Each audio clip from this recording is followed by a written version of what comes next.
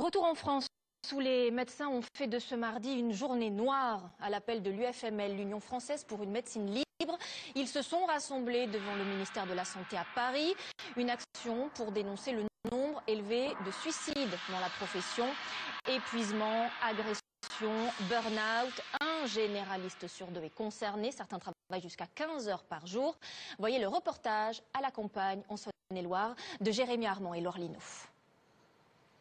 Le jour se lève sur ce village bourguignon, le début d'une course contre la montre pour le docteur Parisot. Déjà bien chargé ce matin. Une bonne dose de stress dès le réveil et un aveu.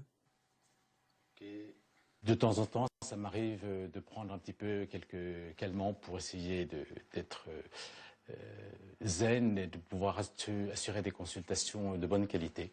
Certains jours, Joël commence sa journée la boule au ventre. Bonjour Madame Lapierre, bonjour. Les rendez-vous s'enchaînent à un rythme effréné. Consultation, paperasse quotidienne, visite à domicile. Au total, 70 heures de travail par semaine. Alors parfois, Joël craque. Parfait. À un moment donné, ça déborde. Et quand ça commence à déborder, on ne peut plus maîtriser. Quand c'est en milieu de consultation, tout le monde s'en aperçoit et ils se disent, le médecin, je ne sais pas ce qu'ils se disent, mais pas des choses agréables.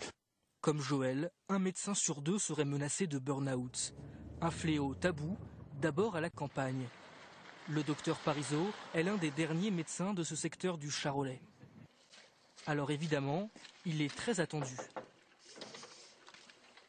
Est-ce que vous avez un manque d'appétit?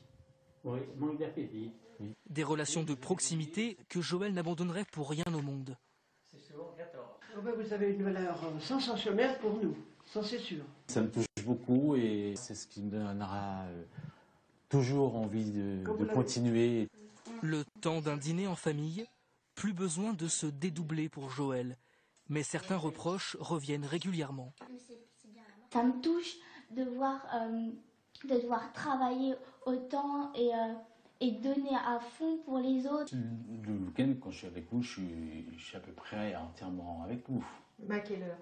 Parce qu'à chaque fois tu retournes... À quelle heure du week-end? Le samedi dans l'après-midi. Oui, voilà. 22 heures, Joël retourne dans son cabinet. À 20 ans, il envisageait de devenir prêtre. 30 ans plus tard,